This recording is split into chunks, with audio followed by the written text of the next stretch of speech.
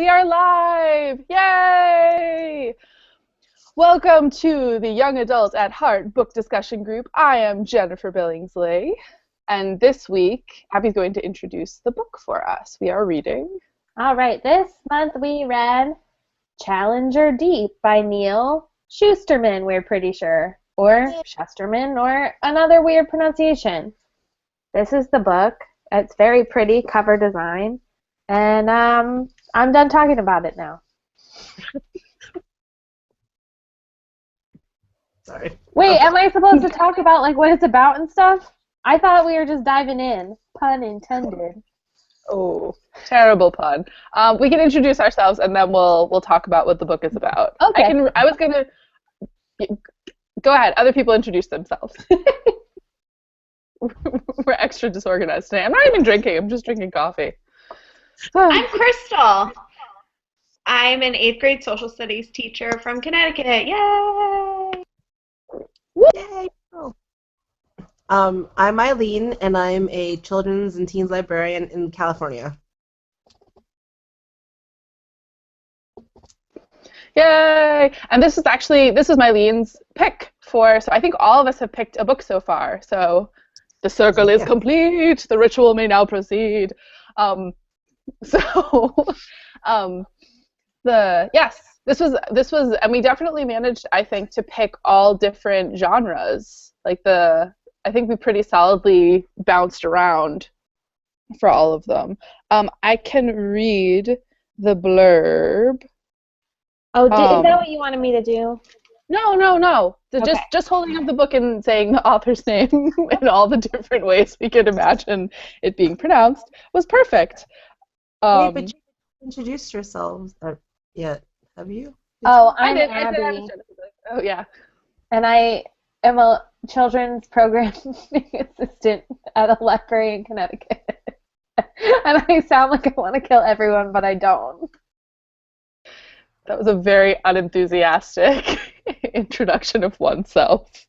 So yes, I wanted to read the blurb because Abby and I, super briefly before this, talked about it, and looking at the blurb, I did not know that this story was going where it was going. But I had read other people's reviews that had read it, and they gave me more of an insight. But I still was not. I was not emotionally prepared to read this book. Like this book kind of was all like, oh, this is what's going on, and I was like having feelings about it, and then my feelings drastically changed, and it was like being punched in the face, which isn't bad. Like it's cool when books make you feel things. I'm into it, but I was not emotionally prepared for this book. Okay. Okay. Are you going to read the blurb? Or you're muted. You're on mute. So sorry. The fact that we got the reaction shot of Eileen just like, okay. Like, that was like the best thing I've heard.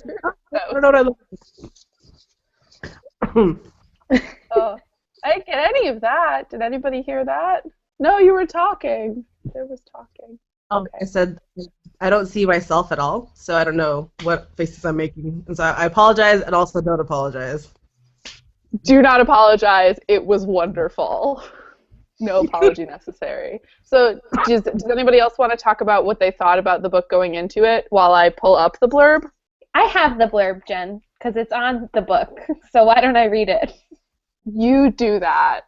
Okay, Abby. so on the inside flap, where you go to find out what the heck you're about to read, it says Caden Bosch is on a ship that's headed for the deepest point on Earth, Challenger Deep, the southern part of the Marianas Trench. And then in a different font, it says Caden Bosch is a brilliant high school student whose friends are starting to notice his odd behavior. And then back in the first font, Caden Bosch is designated the ship's artist in residence to document the journey with images. Other font, Caden Bosch pretends to join the school track team but spends his days walking for miles, absorbed by the thoughts in his head. Other font, Caden Bosch is split between his allegiance to the captain and the allure of mutiny. Caden Bosch is torn. A captivating and powerful novel that lingers long beyond the last page. Challenger Deep is a heartfelt tour de force by one of today's most admired writers for teens. So that's what you get, and that did not adequately prepare me for what was going to happen at all. It's like for me, it was like those books that have mermaid in the title, and then there are no mermaids, which like 8-year-old Jen is always deeply offended by that. Like, if there's mermaid in the title, there should be mermaids in the book. And so, like, the fact that, like, it did have, like, a reality bleed, which I really, like, I appreciated later as I got into the book, but it started really early. Yeah, it started where you actually don't even know kind of what is real, and I like got why it was written that way, but it was also, it made it very difficult to get into the story. Like, there was no like momentum behind it. Right. So, like, Jen did it as an ebook. I listened to it as an audiobook. Ooh. I had to stop in the middle of the first one to go look to find a book to see if it was written with different fonts. Because if I was reading that, I would have been tripping out going, okay, I don't know if this is high school Caden or if this is I'm on a ship Caden. And I would think that I was going crazy. So I was like, okay, I understand why it was written that way, maybe. But at the same time, when I saw the book, I was like, I don't know if I would have continued if I didn't really know, like you said, with a lack of momentum for why I was doing the way it was. But the listening part was very interesting. So the narrator was good? Like, it was a solid actor and... Yeah, I mean, he did High School Boy very well, I guess. This is a very, like, for how complicated the book is, I think the narrator is solidly High School Boy. Like, this is definitely from that perspective, and the voice was really strong. So I'm glad that the narrator nailed it. That's always good. I also did this as an ebook, so was it written in 2 different fonts? Because mine was all in one font, but... No, it was written all in one font. Just the cover flap has kind of the two. It's like the only indication that there's any kind of like split reality.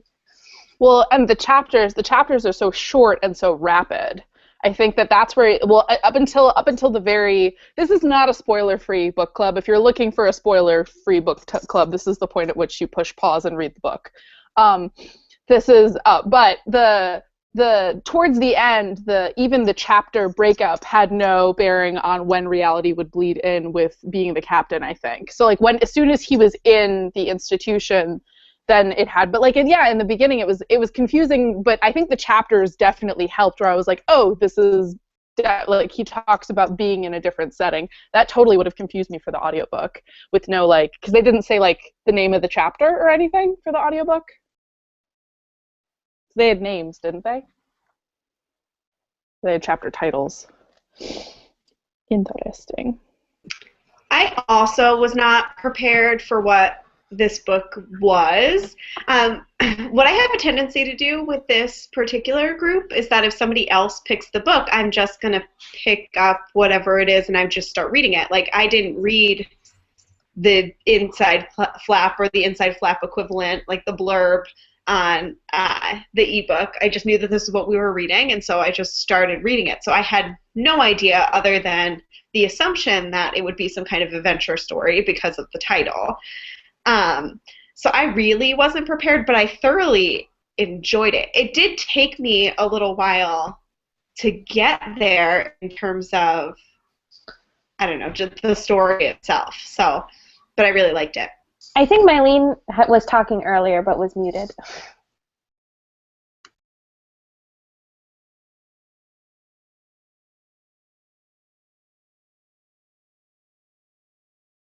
Interesting.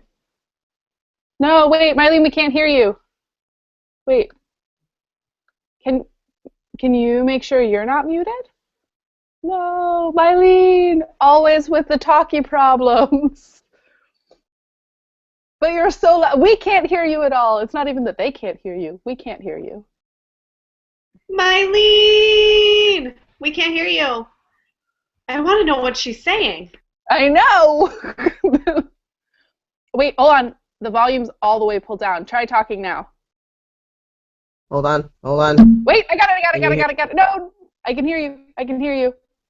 Yeah, I'm trying to figure out where this is I don't now. think I did that. Maybe I did. Where Oh, are you? it There it like is. it's just an we can hear you, but it's just an icon and it throbs in a really distressing like it goes Now. boom boom boom boom. It's like, oh yay, okay, we can see you now. Okay, I can see me now too. I wasn't able to see that earlier. Success. I was just Okay. saying that I agree with with everyone's. I mean, I had an idea of what it was because somebody had told me about what it was. I was like, oh, what an interesting thing, because I knew that he had a son who had gone through that, and I wanted to see how the incorporation of the son's story was going to be made into this book. I didn't know though that all the images in the book were what he had actually drawn when he was in when he did his stint. But that part, actually having seen the book afterwards, made it much more heart-wrenching for me, because I was like, this is ah but yeah, I agree with everybody. It's one of those things where it's hard to kind of criticize because you read the whole book and you have thoughts and feelings on it, and then you read the note at the end and you're like, oh, this is so like emotional and connected to you that I don't even want to like say anything negative about it because it's so deeply connected to your personal experience that like how can you really speak so critically about that? I don't know, because there were definitely parts where I was like, yeah, this is not really doing it for me, but overall I really enjoyed the experience. I thought that it was harder to get, like, I thought getting into it was hard, like with how everything was very separate. And I actually didn't know that I knew that he was experiencing disconnects with, like, I knew that the character in the book, part of his story arc was going to be that he experiences disconnects with reality. Um, but I didn't know that he was institutionalized and like with the group with the teens.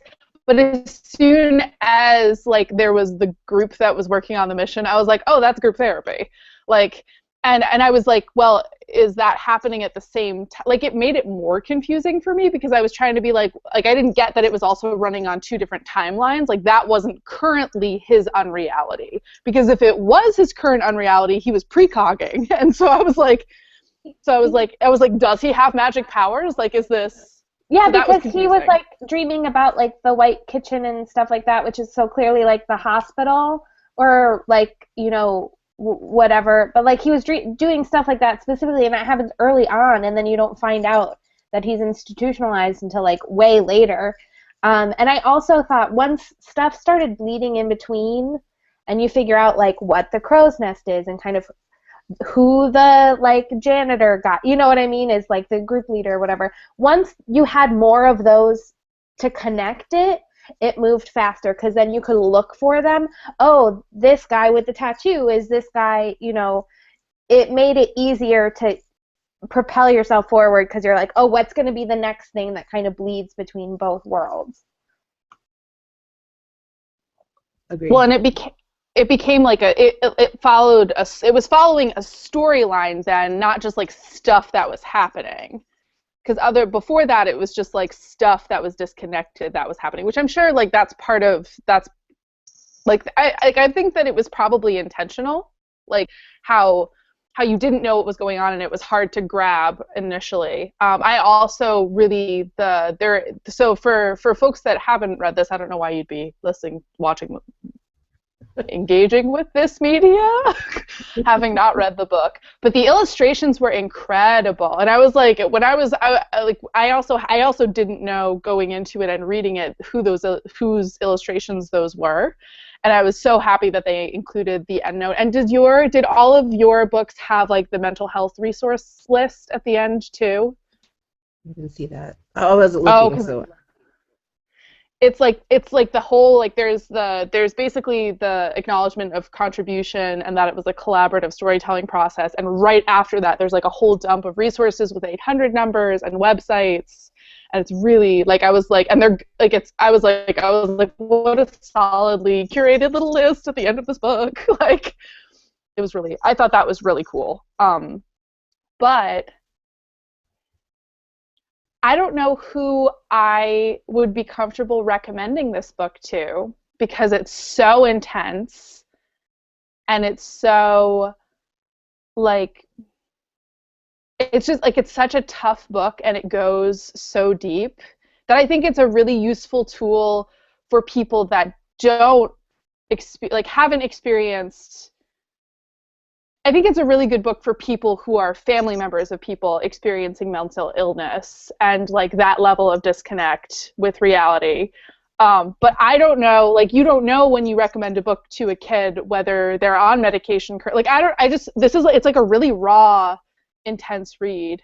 And I wouldn't want to put that into the hands of somebody who would be freaked. Do you know what I mean? Like, because it's a good, I think it's an even-handed look at like medication can work super well, but also like it's a really traumatic, like it's beautifully like it's really like I love that you don't know whether the one character dies. Like I love that it felt very real, but it's such a tough book to put into somebody's hands too. I think that's not an adult. Right. I agree. And while I was reading it, I thought two things. If he had written this book at any other period, it probably wouldn't resonate as well. Like, he probably wouldn't have won the award. It would have been like, your topic is really too intense. I have no idea how to approach this. But I think it's going to be like one of those Child Called It or any of the Ellen Hopkins books. Like, you don't have to give it to anybody. People will find it because of the topic that it is, or like you said, like a family member who's going through it. I didn't think I was going to have any problems like talking about it. And I've actually talked about it to a few teens who like the Ellen Hopkins books or who like interestingly, like all the trauma books. I'm like, well, if you can imagine what it would be like to go, I said stir crazy, because you can't figure out if the thoughts in your own head are yours or whatever is going on. This is what this book is about. And so I don't tell them that there's like really, really crazy like that, but it was their choice to go that route. I mean, like we said, it was such a hard thing to get into. I feel like if a teen couldn't get through that, they weren't going to get to the part that was really super traumatic. So that's a really good point. Like maybe it's built in as cushion, because if you can't pull through to the, oh God, it completely broke my heart, where he was well, like it's one of the reality chunks where he's like, he doesn't have shoes on and he goes into the tourism or the travel agency, and he's just like crying in a parking lot. And I was like, oh God, like I had such adult anxiety about that point in the book. And I read the entire thing basically in like like I got through the first chunk of the book and I was like, I don't know if I would finish reading this book if I wasn't doing this for a book group. And then I got to that threshold and I was like, oh God, I can't put the book down. I need to know if he's okay. So that's exactly what I did too. I read it in two chunks. And the first time I was like, this is a struggle. And then the second time I just like plopped myself down and like read for like 2 hours. And I was like, okay, good, I'm done. But like, just like ripping pages. I think I would almost be concerned about the opposite problem, because you can find somebody for every book, but I would be more concerned about people picking it up, looking at the very eye-catching and appealing cover, reading the flap like I did, and thinking it's going to be a book about an adventure like on a ship, and then being like, what the heck did I just read?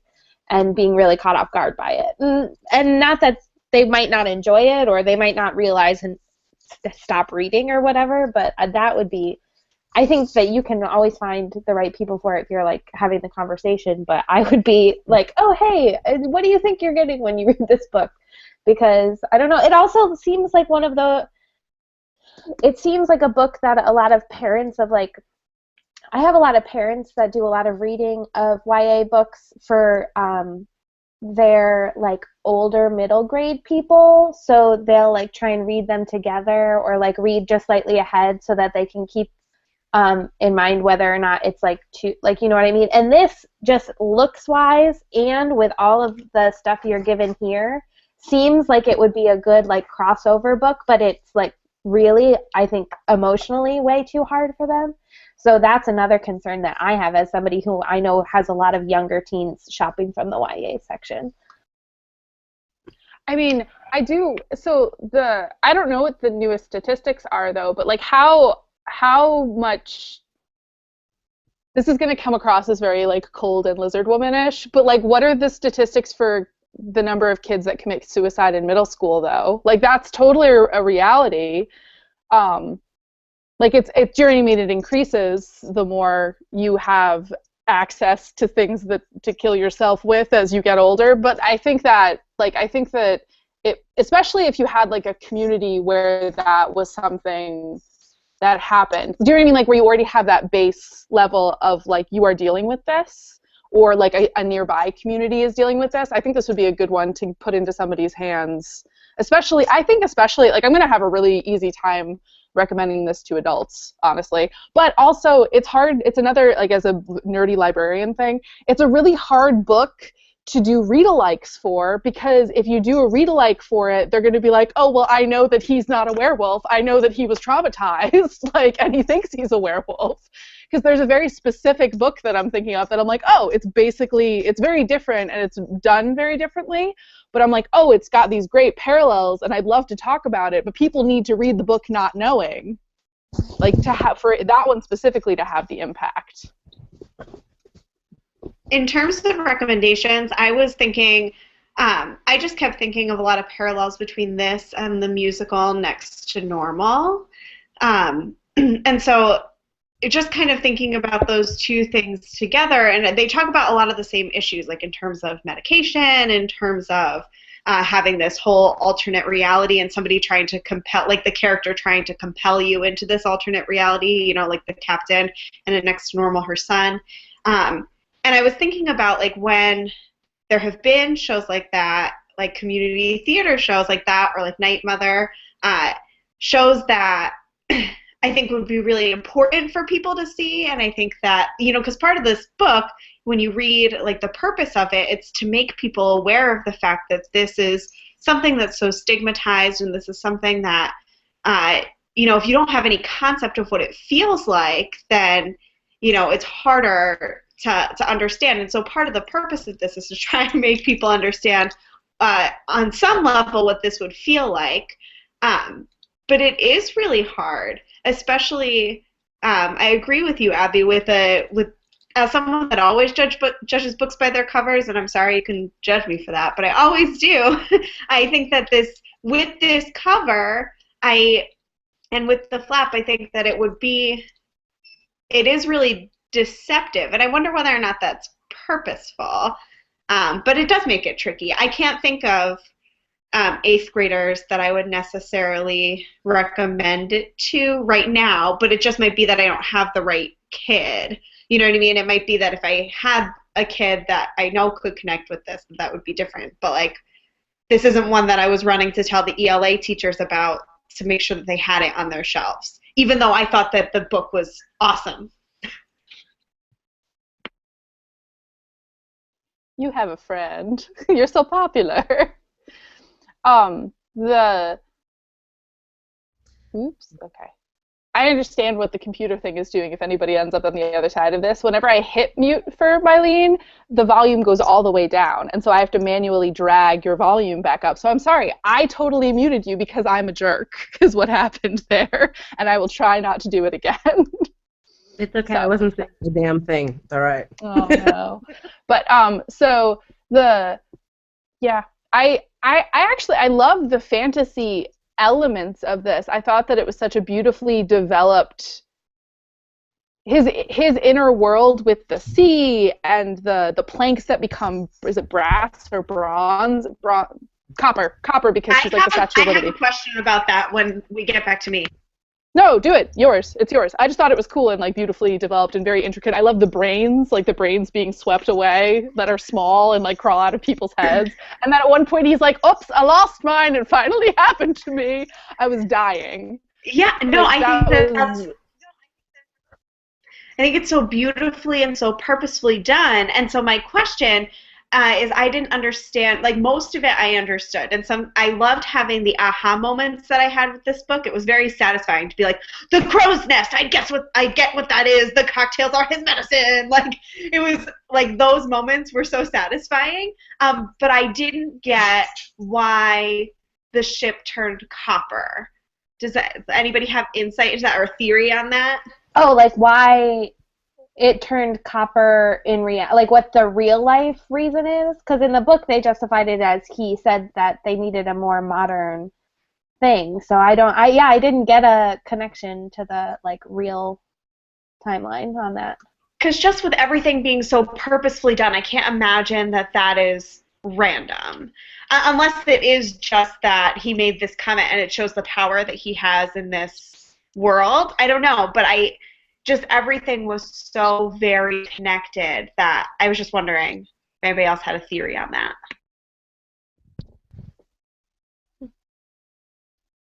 I had kind of not like I agree with Abby that it was I thought that it was to show that he was the center of that universe, that you like, whereas as like, because I think that's one of those from anecdotal stuff I have experienced in my life, like in delusions like that, like there's like that sense of unreality where you are a main character and you're not sure whether it's like whole real life feels like a video game. Like there's this unreality to everything, and so how much control you exert over the world is a way to tell like whether you're lucid dreaming or whatever. And so I thought that was like his brain trying to push back. Do you know what I mean? Like that's what it felt like to me. Not specifically it turning from wood to copper, but his real life knowledge and doing that book report and like having that very concrete like this is a thing I did as a high school student, and that's what the reality made it into, where that dude just gets was there a guy inside of the bell the last time when it got chucked into the sea? I wasn't sure. I know that he was there at one point when it showed up where he was like, let me out. But I thought that it was like a pushback. Do you know what I mean? It was like the bubble wiggling a little bit more than it usually would have, even more so than the reality being folded, like where it's like the bar that's inside of the crow's nest. Like I thought that it was like a reality, like a moment of unreality within that reality, that he had so much power. So there might have been something cooler. It was interesting that he compares her to the Statue of Liberty. That was interesting too. I thought of it as so the whole wooden ship thing and being on the ship and whatever his purpose was before to him making the ship made of brass. I thought it was the connection between him understanding where his mind is going, and then, like you said, trying to fight back and realizing like, okay, I have control of where this particular part of this delusion in my head is going, and partly like the cocktails that I'm getting are making it easier for me to make that definition, because the descriptions that he's making, like you said, of her being the Statue of Liberty, like you may not have that delusion unless you know what that really is in real life. Like you wouldn't. I'm truthfully, I have never had that happen to me, so I can't say that I would know what it would be like to be in a delusion. But I would feel like my delusions would be more fantastical than, oh, I know what the Statue of Liberty looks like. I'm actually going to compare it to a real life thing. Maybe I'm wrong. I don't know. So I totally, like, I'm trying to think of where the timing happened. I agree with you. Like that's like, I think the timing of it was more like that was like where that like pin fell in the story, because that's definitely, it happened definitely after both timelines have collapsed, and he is having real time ship experiences at the same time as he is doing, like, you are actually getting to see the group therapy stuff with him. That's really interesting. Ooh, I love that.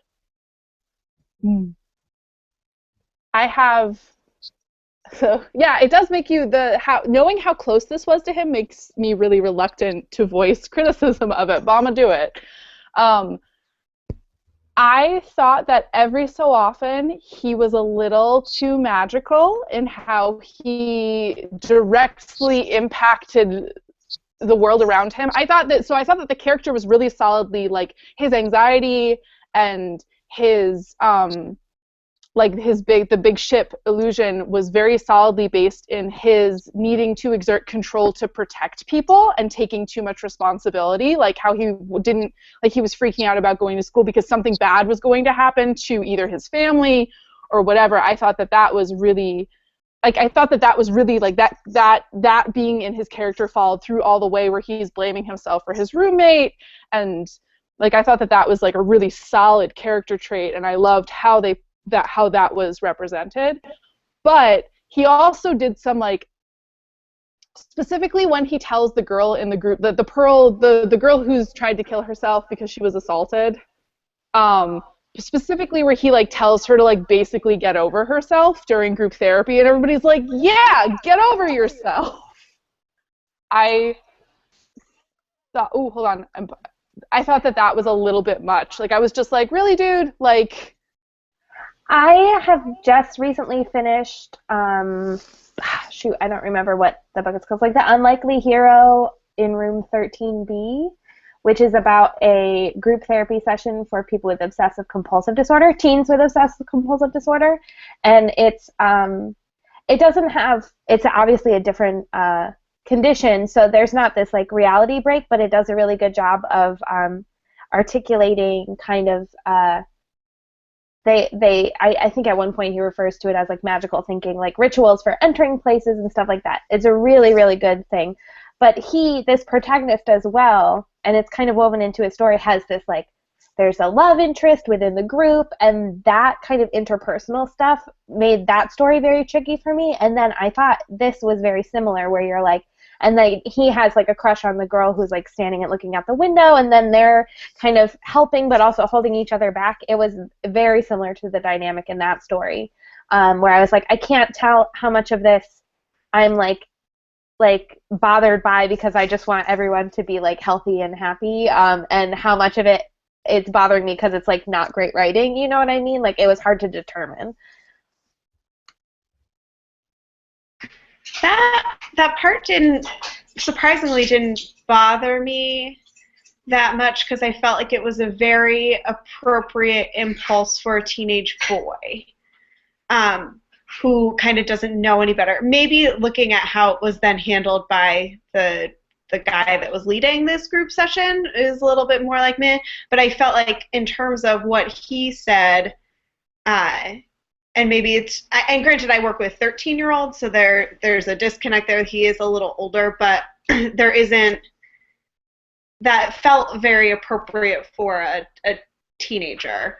You know what I mean? To not fully grasp, like the selfishness, not fully grasp, you know, what he's saying and how it might impact somebody else, because it's such a self-absorbed time for kids. So that part didn't bother. I mean, fundamentally, but like not character-wise. No. I think character-wise, it was totally true to him. Like, I agree that like, I totally think he would have said that, and I love how that didn't change his relationship with her. Like, at the very end of it, he's like, and she made it all about herself again, because that's what she's like. But because I like when, like, because you have like when there's growth, and I like having also characters where there's no growth, and having relationships where there's no growth, because you don't get, like, by the end of a book, you don't necessarily get everybody at the end of the rainbow together, and so I think it makes sense for it not to happen. But I also like the fact that the adults in the group, who you're supposed to be very sympathetic with, is just like the reaction from the adults in that scenario, the adult in that scenario, I was just like, yeah, okay, like, like, it made me be less sympathetic to the fact that character was dismissed, because I think you're supposed to be like, the administration has wrongfully dismissed this man, and he's so helpful, and I was just like, nah, he was kind of a dick that day. I don't think he should be blamed for it, but I'm just like, eh. How did everyone feel about the parents? Because I thought they did a good job of making them very, like, because at first you're like, oh man, they like don't get that something's going on, but like it's very like realistic and accurate. Like they can see that something's going on, but they are like kind of helpless to do anything about it. And I thought that then later, then like visiting and stuff like that was like very nice to like not just kind of forget, you know, like leave those characters behind as we moved forward in kind of the like treatment end of the story. I thought that because they were only evident in the story when he made them evident, to me, it made me feel like they were always there, and they were trying everything they could, but whether or not it affected how he felt about his life was only evident when he talked about it. But then there was this one moment where he like he mentioned looking at his dad, and the dad was about to cry, and in that moment I thought the dad felt like he's done everything he can. Finally, this cocktail that he's on is making him more lucid, so he can have this talk with his son, who he's kind of been like he's been missing him, and I thought he did a really good job. I thought about Neal Shusterman being that dad at that moment and thinking about how he did a good job saying kind of what he couldn't say because he wasn't the narrator portion of it, but just saying, like, we've always been here, whether or not you acknowledge that we have, and we've always cared about you, and now that you are acknowledging it in a more lucid place that we've always cared about you, like, it's that connection. And I cried. I was like, he talked about it, I was like, okay, his family's always been there. Okay, that's good. You talking about it right now is going to make me cry. So, but even and even that I think is true to a teenager too. It's this idea that it's easy to be dismissive, and we realize as we get older how right our parents were. Like, darn it, whether we like it or not, kind of deal. And I think it was also very telling that even in his, fantasy and his, altered reality, that the scarecrow is made up of pieces of his family's clothing. You know what I mean? That it's his dad's hat and that it's his mom's heel, and that that's above this whirlwind and above all this different stuff, and is kind of there as this solid, piece for him. I thought that was a really powerful image, and they were very heartbreaking. I think that Mylene, I agree with you that it was. I don't want to say easy for him to write, but I think that there's so much of his own reality in those characters that I think that's why they were done. That part of the story, I think, was done very well. Going back to Jen, what you were saying for read-alikes, I don't know if you guys read Libba Bray's Going Bovine. Truthful admission, I hated it. I hated it, every minute of it. It was crazy. The premise of the book was the guy in the story gets mad cow disease in his brain. So from the get-go, you have no idea if he's just coming into this crazy disease and how much it's affecting him, or if he's like truly talking to this dwarf reality. And so the story goes where he's supposed to try to find a magical place in wherever, and the more I got into it, the less I liked it because it wasn't really going anywhere. And so I wanted to understand that that's how his brain was starting to, stop functioning, but I remember getting to like the third, and usually I don't put books down, but that was one of the first ones I put down. I was like, I cannot understand where he's coming from. I can't understand where he's going. I can't understand, because there was no family. Like he had no relation to anyone else, and it was just his stream of consciousness experience. But it did, similar to this one, win a couple. I think it won an award. I think it was on a couple of like best book lists because it was one of the first ones that talked about mental issues or diseases or of the brain. And at that point I couldn't think of who to give it to, and I think now it could go on a book list with someone who's interested in how people's storytelling abilities are affected with, outside exposure to outside stimulus in that way. But I couldn't. Go ahead.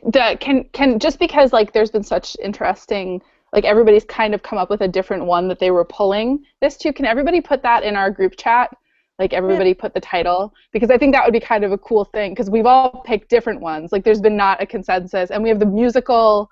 It just seems really interesting. So everybody could do it afterwards. Sorry. Well, I hate that mine was the one I hated. Sorry. I love that yours was the one you hated, that you were just like, not the book for me, but you're like, someone will like it. Not the book for me. Had to put it down, go away. Like, oh man. Okay. I actually also thought that terrible the Knife of Never Letting Go series. I think I know Jen, you love that one. I thought that was very similar to being written like a person who was on a mental fantasy type of thing. I know that it was set in a different place and men can hear other men's thoughts and stuff, but I was like, I don't know how much of this I could believe as reality, regardless of whether or not it was science fiction or fantasy. So I think that could also go on that book list, as far as like Like if you were looking for something that was an actual science fiction, fantasy, adventure thing.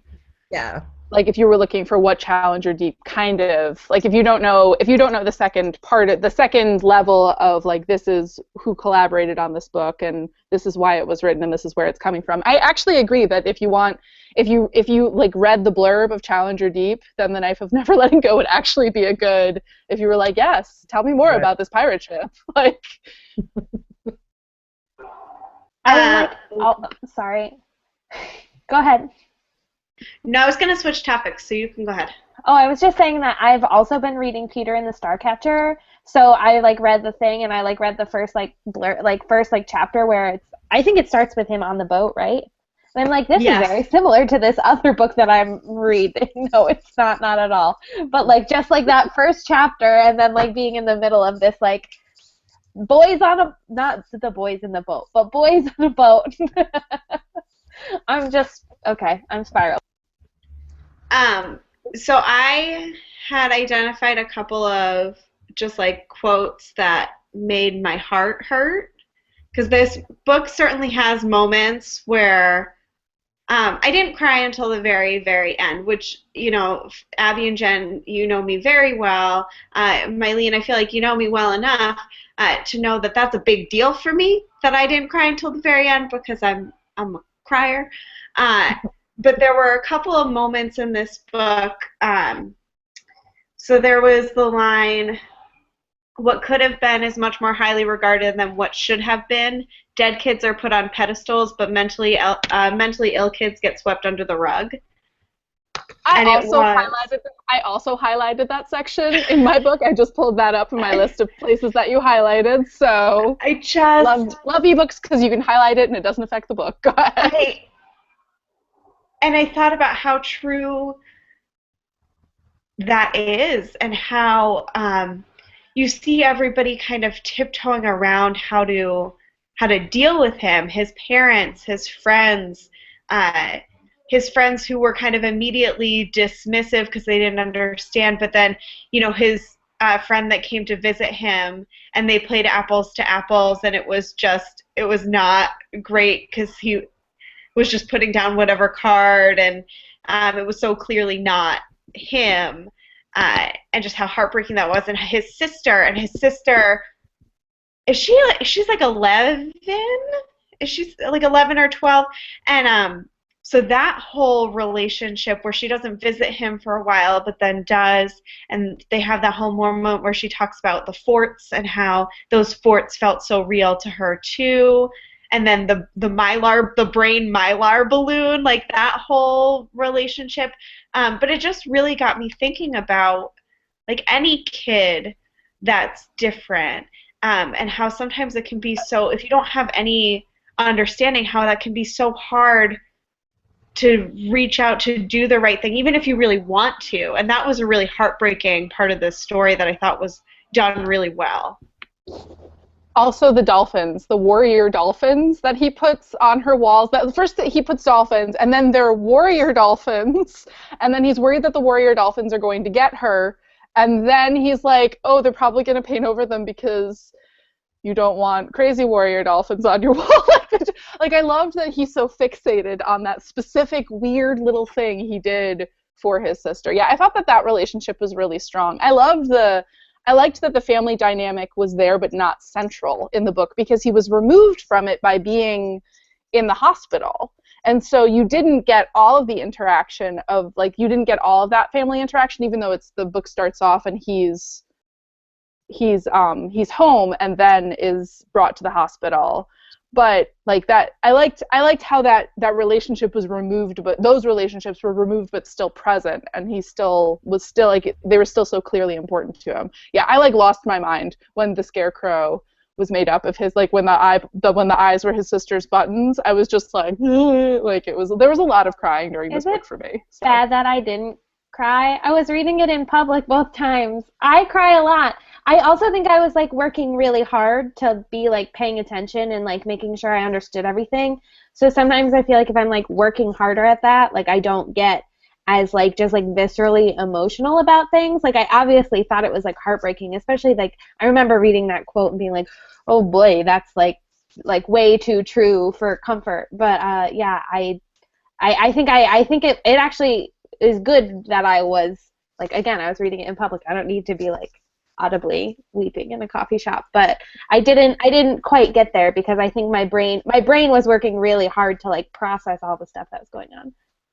The other parts that stood out to me, he has the whole, it's chapter 122, historically freaking, where he talks about if he was born in a different time, like if he was born in the time of Native Americans, that he might have been a medicine man. If he had been born in biblical times, he might have been seen as a prophet. In the Dark Ages, his parents would have sent for an exorcist, and just talking about how mental illness is not a new thing, and how kind of different time periods dealt with it. And then also chapter 139, The Rest is Silence, when he talks about all the Shakespeare characters. And it showed, one, how brilliant this kid is. This kid is such a smart kid. And also just the reality of mental illness and all these things that we wouldn't normally see as mental illness, which I thought was very interesting. Actually, I also, you and I highlighted a lot of the same parts. I appreciated the fact that his phrasing was really specific for historically freaking, because he said, if I had been born a Native American in another time, which I thought was really important, because he wasn't saying that they weren't, like, that he wasn't dismissing Native Americans as still existing.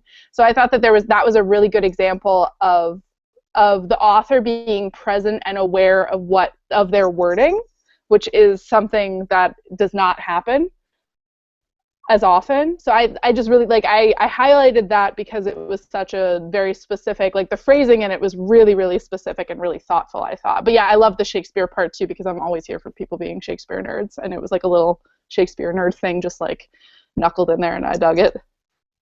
Also, thinking of King Lear as having Alzheimer's is so sad. So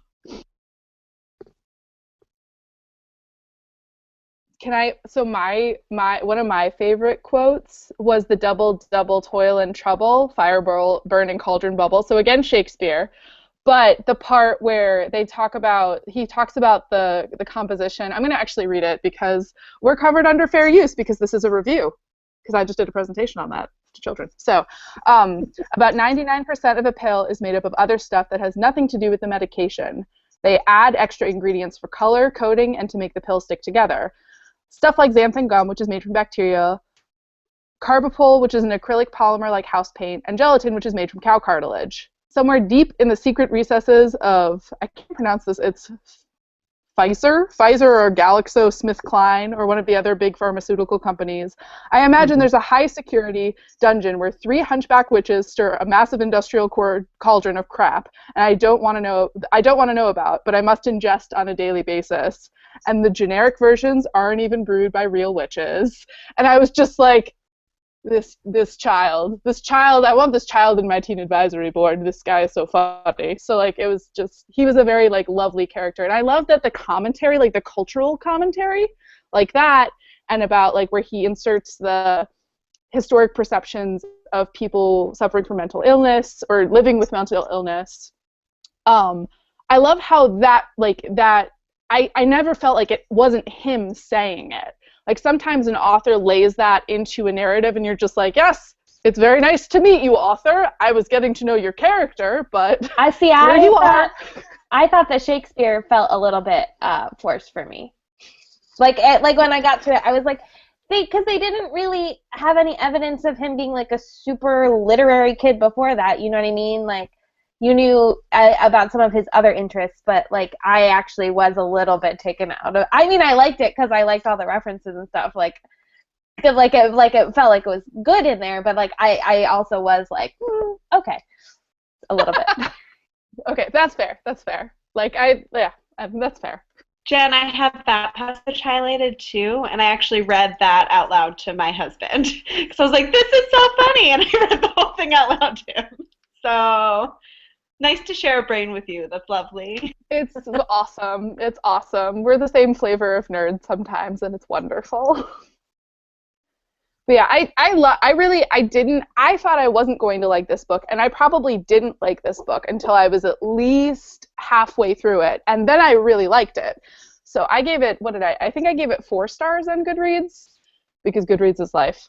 But the So I think, but I don't, because it was so hard for me to get into the book, that's probably the only reason I'm not giving it 5 stars, because I really think it was I think it's an incredible book, and I think it actually has even if we societally, medically go away from the type of medication that we're doing, I think this is a really great encapsulation of exactly how we're treating and dealing with mental illness right now, because they make the point that nobody really knows and everybody's bodies react differently to the drug, so it's the Wild West and you just kind of have to try everything until something sticks. And when the coming off of the medication, I thought it was a really solid, and obviously because parts of it is because he's writing from personal and drawing on his son's personal experience. And if you guys get the chance, Abby, can you open up the book and see if you can find one of the illustrations, because they were incredible. Yes. They were so cool. I get them that they were done by his son during this time, but I don't know.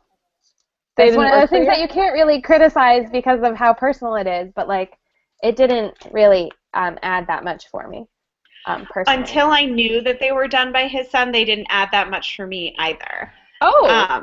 That's interesting. I really actually, even after I knew, I was like, well, I get it. But what I did appreciate, before I knew that they were done by his son, I did appreciate that they weren't perfect and that they weren't, that they looked like they were actually done by a real person, and then to find out that they were actually done by a real person, I was like, oh, okay. But I think that I would have gotten the same thing without even seeing them. I like the one on the back that's incorporated into, it's hard because there's a glare because I have my library's copy, but there's one of the illustrations, because they're just very basic line illustrations, so it's the line, but the line's in blue, and they add the little diver in the back, so it looks like it's the swirls of the ocean. I really like it on the cover design, but in the context of the book it didn't do that much for me. Are you both doodlers? Not to be do you doodle? Because I think you're both fairly... Yes, I doodle, but I doodle patterns. I don't doodle random. I don't know. It totally called to me. I was like, oh, and when all of them in the group where he was analyzing them and drawing what he thought was their deal, basically, that felt very... I was just that was a moment for me. I did make one connection that made me like them a little bit better, is that they reminded me of Alexander Calder's wire portraits, where he does the wire and it's 3D in space, but then when you hold it, it makes the portrait. And some of them kind of reminded me of that, and then so then I kind of liked them a little bit better.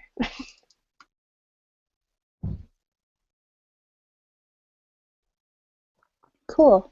Well, I think we're wrapped up. I think that's what does anybody have closing thoughts? I have a question that's not totally on topic, but it made me think of it when you said Goodreads, because I have trouble rating things on Goodreads because I don't know if I'm supposed to rate it my experience reading the book or the rating that I think the book deserves.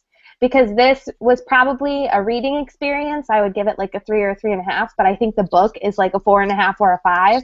So I don't know which of those numbers to put. So I usually try and go somewhere in the middle, unless I really didn't have fun reading it, and then even if it's a good book, I'll give it a low rating. So I'm just curious how other people handle that.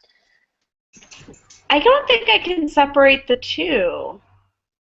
I don't know, and maybe this is because I'm coming from a non-library background, whereas just someone that's reading, mostly when I'm reading books like this, it's for fun, and I don't have any yes, I always consider students that I could recommend these to, but I don't have to consider collection development. I don't have to consider anything else when I read it, so I have always rated just based on my own personal I guess, experience with the Crystal, book. but I guess it's the difference of like not liking like Breaking Bad, but getting that it's like good, you know what I mean? Or really liking The Bachelor and getting that it's like garbage, you know what I mean? That's kind of where I'm coming from. Like, I get that this is like a high quality product, but I am not enjoying myself. I think for me it's a mix of both of you because if I had such a difference in experience versus the actual book's value, I would put down what my experience was because I think what people when they're reading the reviews, they want to know what it is about the book that would make them want to read it. So I would explain if I was going to write the review. My experience with this is terrible, but in the end I liked it a lot, so I would have given it a 5 for actual book quality. But I liked how all of us kind of came to the place where I didn't like the book either. Like listening to it, I was like, this is blah, blah, blah. But then it got to the middle part where I don't know if it was a blend for where he actually got into the institution or something, but I feel like everyone I've talked to has gotten to the place where didn't like it, all of a sudden loved it. So I don't know if it's because we're adults. I don't know if it's because the story made us go there with him, or I don't know if it's because it started to make sense, and then you cared for the characters more. But based on that, like if I was going to do Goodreads, I would have put it as a 4, and then explained in the review. It starts off like as a solid 2. Like if I didn't have to do it for book club, I wouldn't have read it, but I'm glad I did. Kind of thing. Yeah, like that's like it's like the starting point and the ending point of the book are super different, which is why I settled on the 4 for me. I totally agree. It's solid 2. Like you were just like, what? What are you doing? Okay, like can I have more pirate ship? Like I'm really into the pirate ship, or could I have more of the other one because I'm really into him as like a teenager and lying about having joined what is it, track and field or whatever they called it. And I was like, so I wanted either of those stories and both was messing with me. Even though that both of those I thought both of them were compelling. So, yes, I, not as much for these books. I usually end up in the same place. My reviews are usually personal reflections on how I thought of the book on Goodreads. And it's not as difficult for me with this as it is for like serialized trashy romance novels, because that is the other thing that I am a major, like, big time consumer of. And sometimes I won't, like, I've actually read more, because I try and track how much I'm reading, because I set goals and I'm a little competitive, just a smidge. And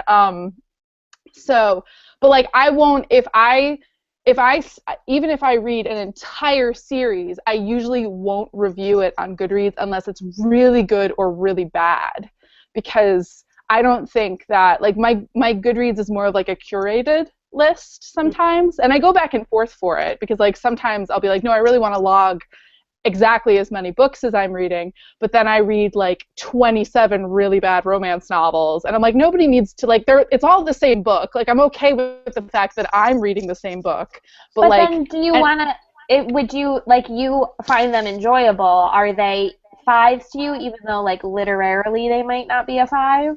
What I'll do is I'll adjust the rating on the first book, like, or like I'll add something into my review just because it's serialized fiction. It's like, oh, and there was a really interesting thing about that, but we don't really need to talk about it here. But so it's like serialized lady aimed fiction, and so like and sometimes, like, if the quality completely drops off on book 4, like, I'll add that to the review of book 1, because if you want to read a series like that, you want to read the whole dang thing, usually. And so that's where you want that information. You don't want it by the time you get to book 3. You want it at book 1. That's fair. So, go ahead.